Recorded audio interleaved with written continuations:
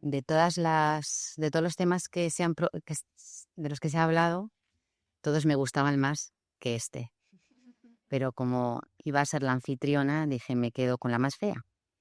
Y voy a ser yo la que hable de la curatela en la jurisprudencia de la Sala Primera. No me voy a referir en absoluto a la regulación del Código Civil tras la Ley 821.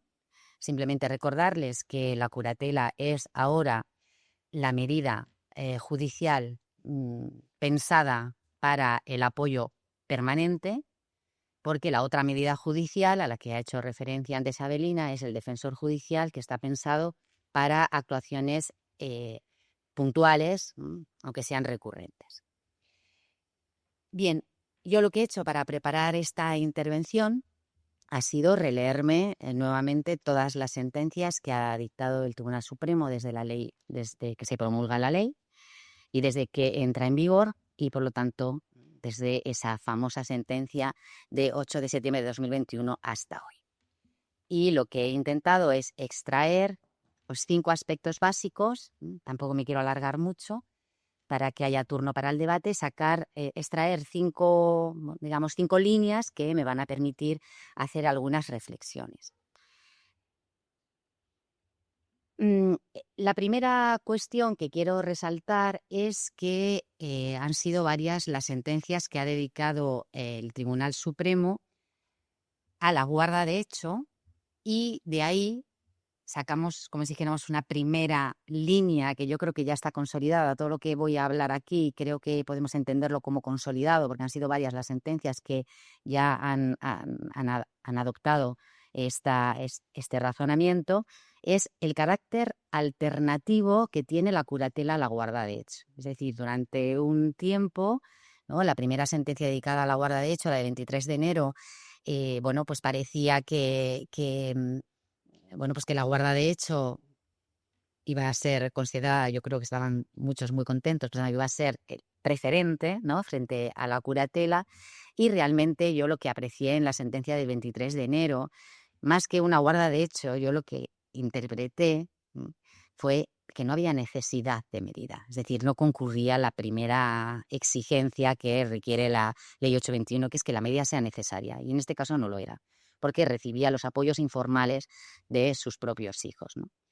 Pero el resto de las sentencias, tanto la de las dos que se dictan el 20 de octubre de 2023 y la de 18 de junio de 2024, ya lo que quieren resaltar es que la curatela es alternativa a la guarda de hecho. Usted, familia, puede organizarse con una guarda de hecho y es perfecto, o usted, familia, puede acudir a la curatela y debemos de respetar esta elección. Por lo tanto, no preferencia de la guarda de hecho frente a la curatela, sino carácter alternativo y un poco a la voluntad y un poco a la situación de la persona.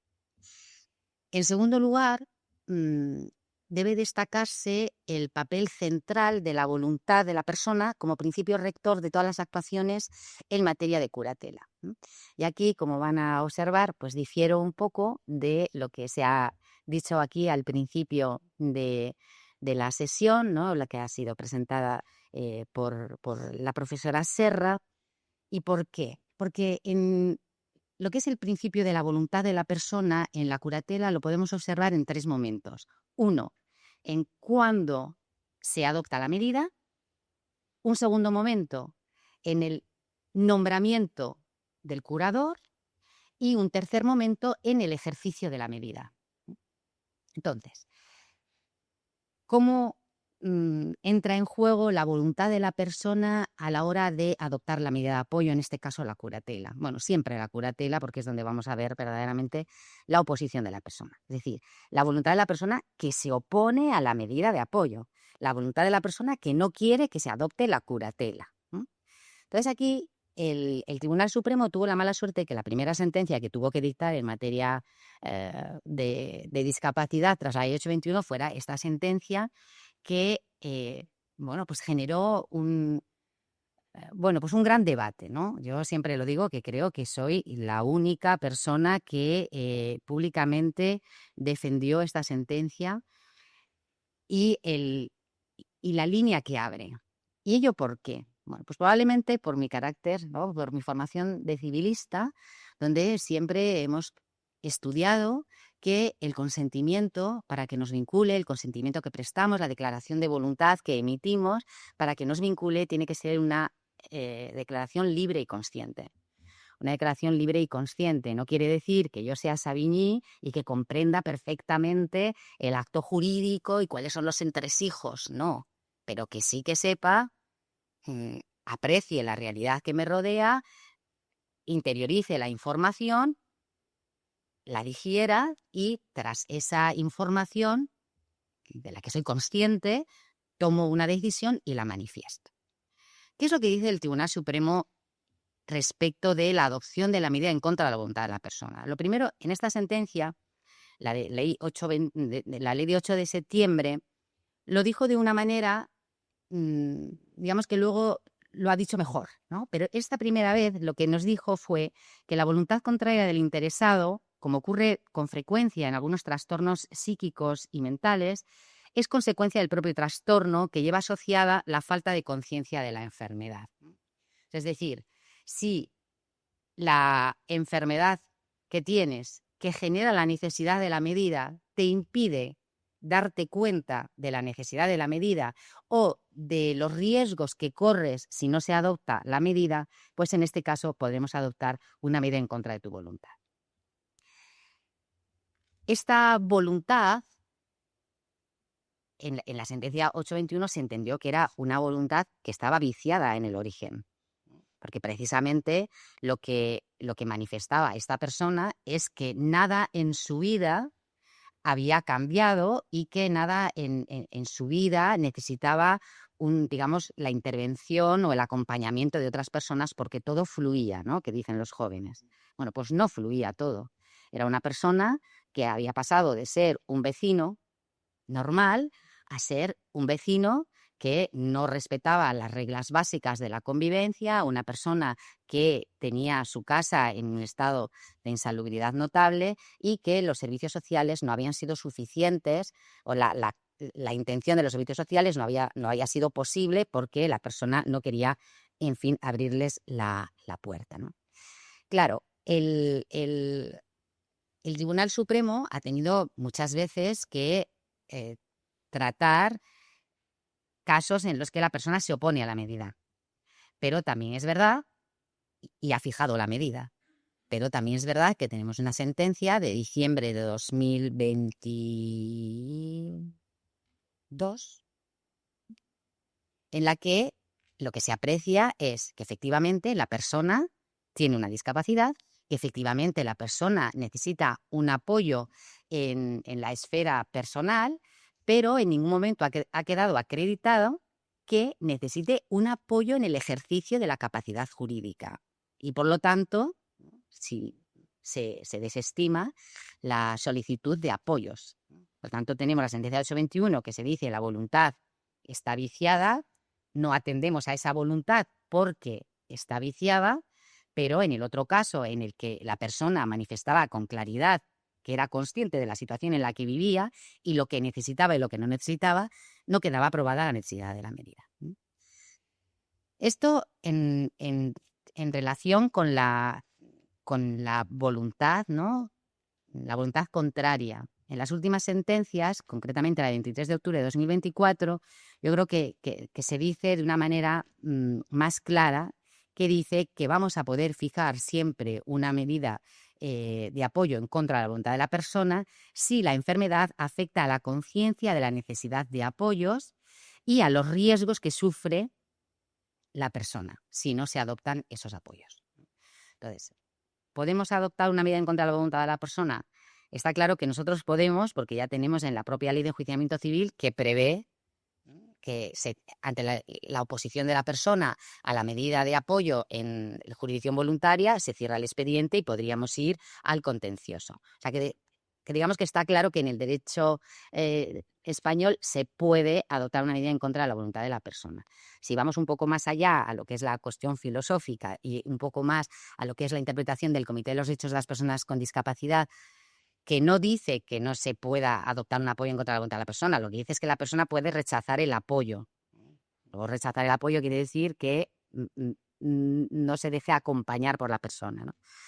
Pero bueno, digamos que a mí, desde mi formación civilista y desde el entendimiento de que solamente es vinculante la voluntad que se manifiesta libre y conscientemente, entiendo que sería posible, es decir, que no estamos desoyendo una voluntad formada conscientemente y libremente, ¿no? Y desde ese punto de vista, a mí me parece que la sentencia de Diógenes no es tan descabellada como han pintado otras personas. Y es que además, en alguna ocasión lo he dicho y lo he escrito con poco éxito, veo, que el ejercicio de la capacidad jurídica es un derecho que tienen las personas con discapacidad, como lo tenemos todas las personas, pero también es verdad que la Convención de Nueva York tiene otros derechos que también tenemos que ponderar y poner en la balanza y decidir, ¿no? Si a esta persona no se interviene y no se le nombra un apoyo para que le permita seguir viviendo en su propia casa y en su propio entorno, estaríamos posibilitando que esta persona fuera lanzada de su vivienda por actividad insalubre, y este problema pues igual no lo tendríamos si esta persona, en lugar de vivir en una comunidad de vecinos, pues hubiera vivido en el bosque ella sola.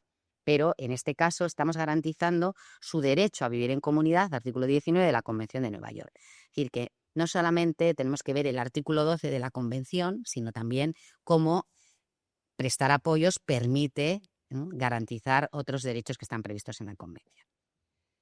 El segundo aspecto en el que tiene importancia la voluntad de la persona y al que ya se ha referido la profesora Serra es en el nombramiento del curador. Esta es una línea que venía trayendo el Tribunal Supremo desde antes de la reforma de la Ley 821 y que en la actualidad, bueno, pues se ha consolidado. Tiene que haber razones que consten allí en la sentencia claramente por las que el juez se aparta de la voluntad manifestada por la persona.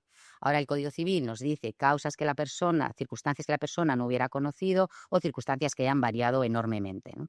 Pero lo que vemos es que en algunas de las sentencias del Tribunal Supremo, pues lo que veíamos era que los tribunales de instancia se apartaban de la voluntad de la persona y no existía allí ningún tipo de justificación, digamos, no estaba justificada el apartarse de la voluntad de la persona. No me voy a detener más en esto porque entiendo que aquí poco varía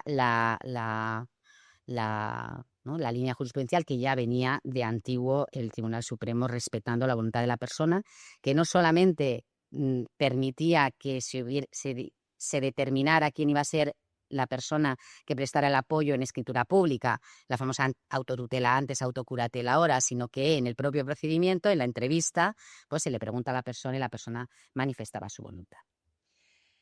La tercera posibilidad, y esta es más reciente, el tercer punto en el que tiene importancia la voluntad de la persona, es que en las últimas sentencias, en la sentencia de 12 de junio de 2024 y de 24 de septiembre de 2024, el Tribunal Supremo se ha atrevido a ir un poquito más allá que en la sentencia de Diógenes. En la sentencia de Diógenes, a lo largo del articulado, no en el fallo, se decía que la persona que prestara el apoyo debería de intentar, bueno, pues colaborar, no recuerdo exactamente cómo eran las palabras, pero intentar colaborar con la persona para que fuera la persona la que decidiera ella.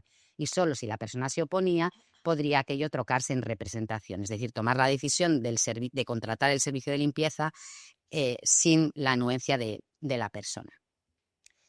Pero claro, en estas dos últimas sentencias, y yo creo que un poco yendo bueno, un poco guiado por el Ministerio Fiscal, me parece a mí, hace el Tribunal Supremo la siguiente, dice lo siguiente.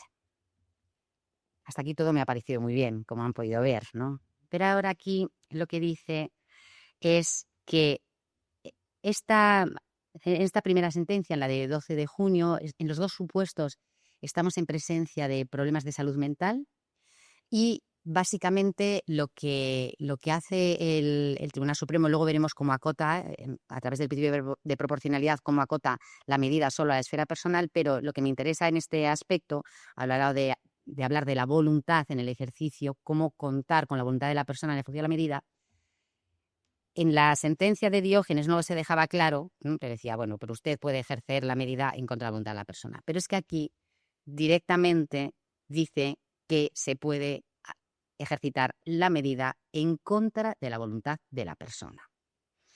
Esto lo dice en la de 2024, dice, esta medida puede extenderse a la representación cuando sea necesaria para asegurar la prestación de la asistencia médico-psiquiátrica. Aquí parece que solamente dice representación. Pero si vamos a la de 24 de septiembre, aquí ya claramente dice que la función del curador podrá prestarse incluso en contra de la voluntad de la persona en cuanto que su negativa se ve afectada por el trastorno que padece. Esto que lo dice en el fundamento no lo recoge luego en el fallo. Y este es el fallo, no recogerlo en el fallo. ¿Por qué? Porque un poco en coherencia con lo que he manifestado antes, si la persona se niega a recibir el tratamiento y está en un momento de descompensación, podríamos entender que la voluntad que manifiesta es una voluntad que no es libre, que no es consciente y que podríamos autorizar, porque nos autoriza el juez, podríamos autorizar el tratamiento. Pero esto debería de quedar muy, muy acotado, ser muy excepcional a los casos en los que la persona esté descompensada. Es decir, ¿verdad? Lo que estamos haciendo es darle la representación para la esfera médica, pero solamente para aquellos casos. Tendría que haberse recogido en el fallo. Esto es una excepción. Entiendo que aquí realmente lo que está detrás de esto es el asegurar que la persona reciba el tratamiento ambulatorio, que es el que le va a permitir reconducir nuevamente su vida. Entonces, esto es lo que está detrás de esto. Pero claro, decir tras la ley 821 que se puede ejercer la medida en contra de la voluntad de la persona, es aquí donde a mí me parece que el Tribunal Supremo debe de ser muy, muy cuidadoso y acotarlo mucho a esa situación de descompensación. Y siempre recordar a la persona que presta el apoyo que su función es acompañar en la adopción de decisiones en la esfera médica. Eso sería lo ideal. Pero trabajar en contra de la voluntad de la persona, bueno, yo creo que tiene sus riesgos, ¿no? Igual que me parece sensato proveer una medida de apoyo en contra de la voluntad de la persona cuando ésta no es libre y consciente, me puede parecer sensato autorizar esa toma de decisión cuando la persona se opone, si la oposición también se encuentra en esa misma voluntad viciada, ¿no? Pero debe de señalarse, debe de decirse, porque si no, bueno, pues creo que podríamos, bueno, pues estar abriendo un poco una brecha a ese principio de la prevalencia de la voluntad de la persona. La tercera cuestión que me gustaría resaltar en relación con la curatela es cómo aplica el Tribunal Supremo el principio de necesidad. Y lo hace de manera, me parece a mí, rigurosa y seria, y tenemos las dos sentencias a las que me he referido.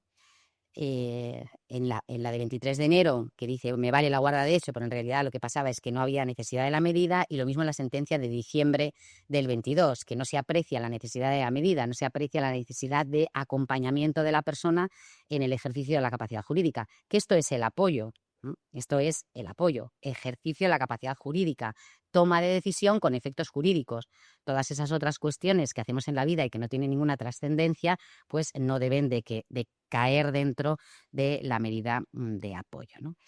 El Tribunal Supremo, cada vez que bueno, desde la sentencia 821, inicia siempre su razonamiento, su decisión, recordando el artículo 268 del Código Civil, recordando que las medidas que se adopten tienen que ser proporcionadas, recordando que se debe respetar al máximo la autonomía de la persona y recordando que hay que atender a su voluntad, a sus deseos y a sus preferencias, ¿no? Para cumplir con estas tres guías del artículo 268, lo hace a través del principio de necesidad, que expresamente dice con mucha claridad, ahora, recuerda en muchas sentencias, ahora no hay un juicio de capacidad de la persona. Esto ya quedó atrás. Eso no quiere decir que no debamos estudiar la situación en la que se encuentra la persona, ver cómo afecta la discapacidad a su vida, a su proceso de toma de decisión y en qué medida necesita la medida, ¿no? Esto es lo que recuerda como principio de necesidad. Tenemos que ver si efectivamente la persona necesita la medida y en qué grado necesita la medida. Y esto me permite pasar al siguiente punto, que es el principio de proporcionalidad, ¿no? Cómo el Tribunal Supremo, aplicando el principio de proporcionalidad, controla dos cosas. Una, la intensidad del apoyo, si la curatela tiene que ser asistencial o puede comportar funciones de representación, y la extensión de la medida. ¿A qué afecta? ¿A qué esfera de la toma de decisión afecta la medida? En relación con la intensidad del apoyo, recuerda el Tribunal Supremo que la regla general es la asistencia. Por lo tanto, la representación es la excepción y deberá estar justificada. ¿Qué quiere decir esto? Pues quiere decir que cuando leamos la sentencia tenemos que ver que efectivamente allí en algún momento se ha dicho que la asistencia no es suficiente, que la persona atendida a la discapacidad precisa de esta mayor intensidad, que es la representación. Y tiene que el juez incluir los actos para los que se requiere la asistencia, en su caso, o los actos para los que se requiere representación. Pues aquí el Tribunal Supremo ha trocado en asistencia representación que se había fijado en la instancia. Y lo ha hecho para casos que, bueno, no en todos, pero sí que es verdad que se establecía en la instancia una curatela representativa para la esfera patrimonial. Y dice el Supremo, no hace falta para prevenir estos riesgos de abuso que se han probado, no hace falta ir a la representación legal, basta la asistencia del curador. Basta la asistencia del curador y añade la autorización del curador. Vamos a controlar que el acto es bondadoso o no es arriesgado cuando lo autoriza el curador. Y esto lo hace en 3 sentencias, en la de 18 de septiembre del 24, la de 24 de septiembre del 24 y la de 23 de octubre del 24. También controla la extensión y, por ejemplo, en la sentencia de 12 de junio de 2024, que es un caso de aquí, de Castilla y León, de Salamanca, que es una mujer que queda probado que tiene que la discapacidad psicosocial que padece le afecta a todo lo que es la esfera de la salud, pero también a la esfera procesal, porque, bueno, pues lo que conocemos como querulantes, ¿no? De una mujer que había planteado ya 80 reclamaciones, demandas, y dice el Tribunal Supremo, oiga, aquí lo único que vemos nosotros es que esta persona lo que necesita es un apoyo para la esfera de la salud y para la esfera procesal. En ningún momento observamos que haya necesidad de acompañamiento o apoyo en la esfera patrimonial. Luego restringe, ¿no? O sea, controla la proporcionalidad y restringe el apoyo solamente a la esfera personal.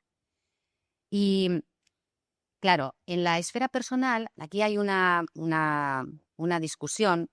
En una de las sentencias de la guarda de hecho, yo creo recordar que es en la que es ponente, la ponente, el Ministerio Fiscal dice, para el caso en el que no se acepte la guarda de hecho, que prospere la guarda de hecho, pues subsidiariamente entendemos que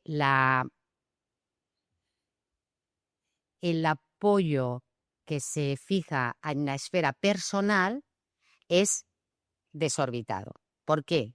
Porque se decía que la persona necesitaba el apoyo del curador para las actividades básicas de la vida diaria. Entonces, a mí me parece que el Ministerio Fiscal iba bien encaminado. No necesitamos apoyo en el ejercicio de la capacidad jurídica para el desarrollo de actividades básicas de la vida diaria. ¿Qué pasa? Que al haber establecido que era necesario el apoyo en la esfera personal, haber incluido las actividades básicas de la vida diaria y además la esfera de la salud, parecía como que no era necesario el apoyo en la esfera personal. Y entonces creo recordar que se decía que sí que se ha probado la necesidad de apoyo en la esfera personal porque efectivamente la persona precisaba acompañamiento en la esfera de la salud. Pero lo que es cierto, y hay muchísimas sentencias de las instancias en las que fijan acompañamiento del curador para las actividades básicas de la vida diaria. Comer, asearse, vestirse, coger el teléfono, hacer patatas a la importancia, no es ejercicio de la capacidad jurídica. Solo lo sería en el caso de que la persona se oponga a la toma de esas decisiones por parte de otra persona. Es decir, que entraría en juego el artículo 12 cuando la persona se opone. Si la persona se deja cuidar, se deja acompañar, las actividades básicas de la vida diaria no deberían de ser objeto de la medida de. En último término, y ya un poco en conexión con lo que ya he señalado, el problema que se observa al final no en la jurisprudencia de la Sala Primera, sino un poco el problema que tenemos en el Código Civil, en la reforma 821, ha sido que se nos dijo que la curatela asistencial era la regla general y que la representación era la excepción. Y el problema ha sido que el legislador se ha dedicado a la excepción y no a la regla general, con lo cual no tenemos ningún artículo en el Código Civil que nos diga en qué consiste la asistencia del curador. Porque sí que es verdad que en el artículo 249 se nos dice cuál es la función del curador, en este caso, que es precisamente acompañar el proceso de toma de decisión, es decir, ayudar a la persona a recibir la información, a comprender la información, a conformar la voluntad y a manifestarla. Pero claro, esto ha llevado a algunas personas, a algunos autores, a entender qué es eso, la asistencia, que la asistencia se queda ahí, en ese acompañamiento, en ese ayudarte a comprender y a tomar la decisión, pero que luego la persona toma la decisión ella sola. Claro, el Tribunal Supremo en las últimas sentencias, estas sentencias que les digo que estima el recurso porque entiende que no se ha aplicado correctamente el principio de necesidad y proporcionalidad, porque se ha dado más apoyo del que la persona necesita, se me ha dado una representación legal cuando yo solamente necesito una asistencia, el Tribunal Supremo ahí aclara que habla de autorización. Lo que siempre hemos pensado que era la curatela, autorizar con mi presencia, con mi firma, el acto que realiza la otra persona. Pero claro, al no tener ningún artículo del Código Civil que nos diga exactamente qué es la asistencia, pues tenemos todavía necesidad de que desde la Sala Primera se vaya completando esta laguna del legislador. ¿Por qué? Porque la autorización casa bien en la esfera patrimonial.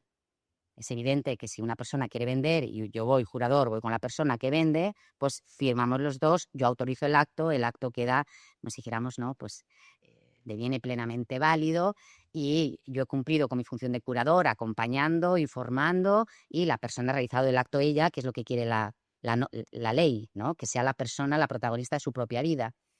Pero en la esfera personal, la autorización,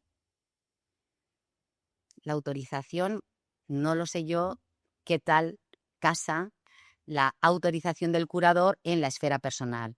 En el cambio de residencia, podemos decir autoriza el cambio de residencia, pero en la esfera médica, que al final lo que hemos visto es que todas las sentencias que ha dictado el Tribunal Supremo desde el 8 de septiembre de 2021 son sentencias que los destinatarios son personas mayores con deterioro cognitivo, todas las que generan la guarda de hecho, eran personas mayores, y personas con problemas de salud mental. Es la salud mental la que genera la litigiosidad ahora. Y es en la salud mental donde existe la oposición a la medida. Y es en la salud mental donde se requiere una particularidad en la manera de afrontar el apoyo.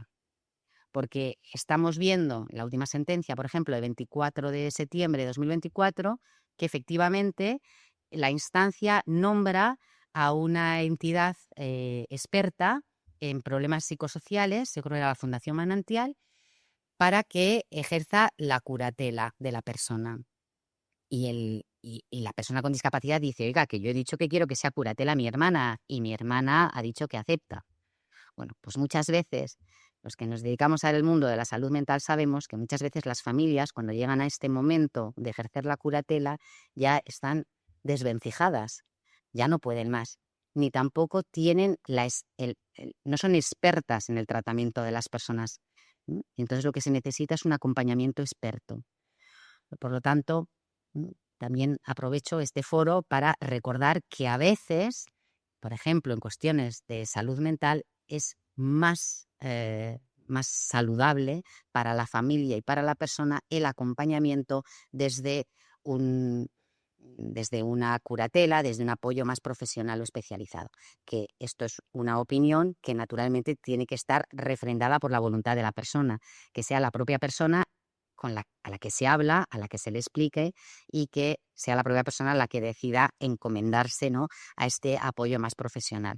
Porque muchas veces las familias ya están muy, muy, muy, en fin, muy saturadas, muy, muy, muy sobrepasadas o superadas, y no tienen la fuerza para... Hemos llegado hasta aquí, hemos llegado hasta el juez, nos ha puesto el apoyo y ahora hay que ejercerlo en la esfera de la salud. Es decir, todo lo que nos dice el Tribunal Supremo, ¿no?, que es la supervisión, el tratamiento médico, el cuidado personal, asistencial, el, el consentimiento informado, el seguimiento del tratamiento, la asistencia a las citas médicas. En fin, aquí se está pidiendo muchas veces a las familias algo para lo que no se les da tampoco, se les da el apoyo formal, pero no se les da el instrumento para conseguir que esto llegue a buen puerto. Y este es un poco el resumen que he hecho de las decisiones que ha tomado el Tribunal Supremo en materia de curatela, que recuerdo lo más importante al final, igual que lo fue en la regulación anterior, la aplicación y el control del principio de proporcionalidad, que permite reducir la intensidad del apoyo y permite reducir la extensión del apoyo. Muchas gracias.